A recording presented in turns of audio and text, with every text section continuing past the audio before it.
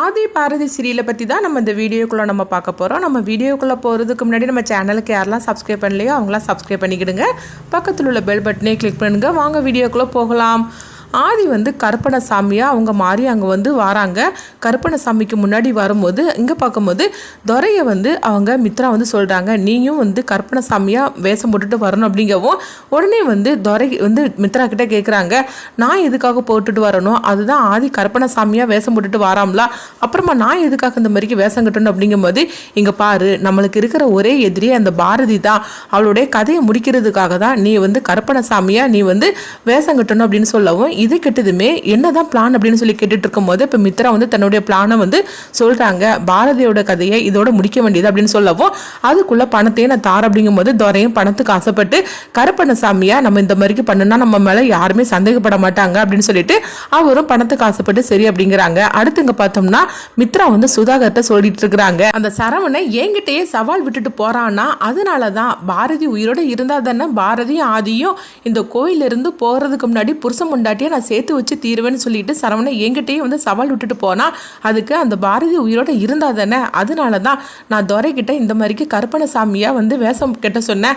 அவனும் சரி அப்படின்ட்டான். அப்படி இருக்கும்போது கருப்பணசாமியா வரக்கூடிய துரை பாரதியோட கதையை முடிச்சிருவான். இதனால யாருக்கு எந்த விதத்திலும் சந்தேகமே வராது, பாரதி ஏதோ தப்பு பண்ணி இருக்கிறா, அதனால தான் கருப்பணசாமியை தண்டிச்சிட்டார் அப்படின்னு சொல்லிக்கிட்டு இந்த பழி கருப்பணசாமி மேலதான் வருமே தவிர மற்றபடி நம்ம மேலேயோ துரை மேலேயோ வராதுன்னு அப்படின்னு சொல்லவும் இது கேட்டதுமே சுதாகர் சொல்றாங்க, சரியான பிளான் போட்டிருக்கிற மித்ரா அப்படின்னு சொல்லிட்டு இருக்கும்போது என்கிட்டயே அந்த சரவணை சவால் விட்டுட்டு இருக்கிறான், இன்னையோட அந்த கதை முடிஞ்சு போச்சு, இது பாரதியோட கதை அப்படின்னு சொல்லிட்டு இருக்கவும் உடனே சுதாகர் சந்தோஷப்பட்டு இருக்கிறாங்க. அடுத்ததை பார்த்தோம்னா இங்க ஆதியை தான் காட்டுறாங்க. ஆதி கருப்பணசாமியா வரவும் அவங்கள பார்த்ததுமே உடனே பாரதியோட பாட்டி எல்லாருமே சொல்லிட்டு இருக்கிறாங்க, அப்படியே சாச்சாச்சு அந்த கருப்பணசாமியே வர மாதிரிக்கே இருக்குது ஆதியை பார்த்து அப்படின்னு சொல்லிட்டு இருக்கும்போது அவங்க எல்லாரும் ஆதியை பார்த்து கையெடுத்து கும்பிட்டு இருக்கவும் ஆதி அப்படியே கருப்பணசாமியா மாதிரி அவங்க சாமியோடிட்டே வராங்க.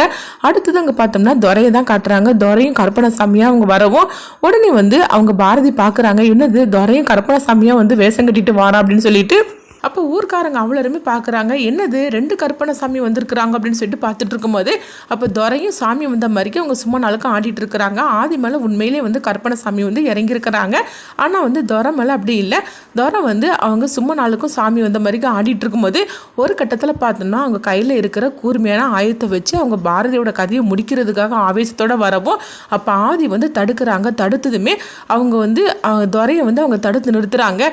இதனால துரைக்கு என்ன பண்ணுதுன்னு தெரியல. கடைசியில் பார்த்தோம்னா துரை தனக்கு சாமியெல்லாம் போன மாதிரிக்கும் அவங்க நடிச்சிருந்தாங்க. இதனால மித்ரா இதை பார்த்துட்டு அதிர்ச்சியடைகிறாங்க, ஐயோ நம்ம போட்ட திட்டம் எல்லாத்தையும் ஆதி தடுத்து நிறுத்திட்டார் அப்படின்னு சொல்லிட்டு அவங்க அதிர்ச்சியோட இருக்கவும் சுதாகர் மித்ரா கிட்ட கேட்டுட்டு இருக்கிறாங்க, என்னம்மா இந்த மாதிரி நடந்து போச்சு அப்படிங்கும்போது ஆமாண்ணா இப்படி நடக்கும்னு சொல்லி நான் கொஞ்சம் கூட எதிர்பார்க்கவே இல்லை அப்படின்னு சொல்லிட்டு இருக்கும்போதே அடுத்து பார்த்தோம்னா ஆதி அவங்க ஒவ்வொருத்தருக்கா குறி சொல்லிட்டு இருக்கிறாங்க. அப்போ பாரதியும் அவங்க ஆதித்யாவையும் கூப்பிடவும் அப்போ ஆதித்யாவுக்கு அவங்க வீதியெல்லாம் புசி விடுதாங்க. அடுத்து பாரதியை பக்கத்தில் கூப்பிட்டதுமே இங்க பாரு, நீ ஒன்று நினைச்சிருக்கிற, கண்டிப்பா நீ நினைச்சது கண்டிப்பா நடக்க தான் செய்யும், உனக்குன்னு விதிச்சவன் கண்டிப்பா உன்கிட்ட தான் வருவான், அதனால நீ எதை பத்தியும் யாருக்காகவும் நீ பயப்பட வேண்டாம், நீ என்ன நினைக்கிறியோ அதை நோக்கி நீ போய்கிட்டே இரு, கண்டிப்பா உனக்குள்ளவும் உன்னை தேடி கண்டிப்பா ஒரு நாள் வந்தே தீரும் அப்படின்னு சொல்லிட்டு இருக்கவும் இது கிட்டதுமே பாரதி ரொம்பவே சந்தோஷப்பட ஆரம்பிச்சிருந்தாங்க. அப்ப பாரதியோட பாட்டியும் சொல்லிட்டு இருக்கிறாங்க, கருப்பணசாமி சொன்னது எல்லாமே ஆதியை பத்தி தான், ஆதி இன்னைக்கும் சீக்கிரமாவே ஒன்று சேர்ந்துருவங்கிறது தான் கருப்பணசாமி சொல்லிட்டு இருக்காரு அப்படின்னு சொல்லவும் உடனே பாரதியும் ஆமா பாட்டி அப்படின்னு சொல்லிட்டு சந்தோஷப்பட்டு இருக்கோம். மரகதமா சொல்லிட்டு இருக்கிறாங்க, எப்படியோ பாரதி கூடி சீக்கிரத்திலேயே ஆதி உன்னை தேடி வந்துருவார் பாரு அப்படின்னு சொல்லிட்டு இருக்கும்போது அப்போ பாரதி ரொம்ப சந்தோஷப்பட்டு இருக்கவும் அடுத்ததான் பார்த்தோம்னா அவங்க மித்ராவை தான் காட்டுறாங்க. அப்போ அந்த கோவில் பூசாரி என்னம்மா நீயும் வாமா அப்படின்னு சொல்லவும் அப்போ மித்ரா பயந்து அவங்க பக்கத்தில் வராங்க. அப்போ கருப்பணசாமியா இருக்கிற ஆதி அப்படியே மித்ரா பார்த்து அவங்க உக்கரமா முறைச்சு பார்த்துட்டு இருக்கவும் இதை பார்த்துட்டு மித்ரா பயத்தோடு நின்றுட்டு இருக்கிறாங்க. நீ என்ன நினைச்சிட்டு இருக்கன்னு நல்லாவே எனக்கு தெரியும், ஆனா நீ நினைக்கிறது எதுவுமே நடக்காது அப்படின்னு சொல்லவும் இது கேட்டதுமே மித்ராவும் சுதாகரும் அதிர்ச்சி அடைகிறாங்க. நீ நினைக்கிறது எல்லாமே தப்பா தான் நினைச்சுக்கிட்டு இருக்கிற, அதுக்கெல்லாம் ஒரு நாள் நீ பதில் சொல்ல வேண்டியது இருக்கும் அப்படின்னு சொல்லவும் இது கேட்டதுமே மித்ரா ஐயோ நம்ம போட்ட திட்டம் எல்லாமே கருப்பணசாமியா இருக்கிற ஆதி, அதாவது ஆதியா மாறி இருக்கிற கருப்பணசாமிக்கு எல்லாமே தெரிஞ்சிருக்குது, அதனாலதான் இந்த மாதிரிலாம் சொல்லிட்டு இருக்காரு அப்படின்னு மித்ரா பயத்துல இருந்துட்டு இருக்கவும் உன்னை சும்மா விட மாட்டேன், நீ தப்புக்கு மேல தப்பு பண்ணிட்டு இருக்கிற அப்படின்னு அப்படின்னு சொல்லவும் இதெல்லாம் கேட்டதுமே மித்ரா வந்து அப்படியே வந்து பயத்திலே நின்றுட்டு இருக்கிறாங்க. ஐயோ இது என்னது, நடந்த எல்லாத்தையும் ஒவ்வொன்றா வந்து சொல்லிட்டு இருக்காரு அப்படின்னு சொல்லிட்டு அவங்க அதிர்ச்சியில் இருக்கவும், நீ இப்படியே போயிட்டதுன்னு வச்சுக்கீங்க, ஒரு நாள் வந்து உன்னை நான் சும்மா விட மாட்டேன், உன்னை தண்டிச்சே தீரும் அப்படின்னு சொல்லவும் இதை கிட்டதுமே மித்ராவுக்கு என்ன பண்ணதுன்னே தெரியல. அதனால இன்னைக்கு நான் உன்னை விட்டுருக்கிறேன், ஆனால் என்னைக்குமே நான் உன்னை விடுவேன்னு நினைச்சிட்டு இருக்காத. நீ இருக்கிற கெட்ட எண்ணத்தெல்லாம் அழிச்சுக்கிட்டு நீ வந்து வேற விதமா வந்தேன்னா நீ தப்பிச்சிருவ கற்பனைசாமிகிட்ட இருந்து.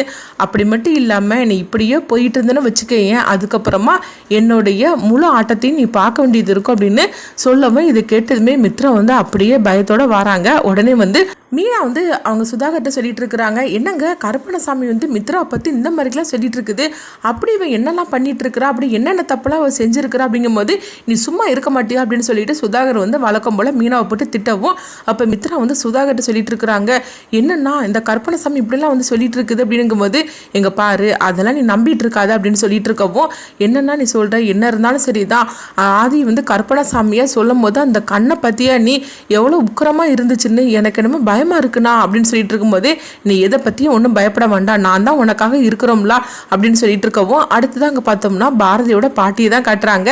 கருப்பணசாமி வந்து நல்ல மித்ராவுக்கு நல்லா தான் வந்து சொல்லிட்டு இருக்குது, இதுக்கு மேலேயும் இவ திருந்தாமல் இருந்தானா அப்புறமா அந்த கருப்பணசாமியை வந்து அவளை தண்டிச்சிருவார் அப்படின்னு சொல்லிட்டு இருக்கிறாங்க. அடுத்துதான் அந்த கதை என்ன மாதிரி கொண்டுட்டு போறாங்கன்னு சொல்லி வெயிட் பண்ணி பார்க்கலாம்.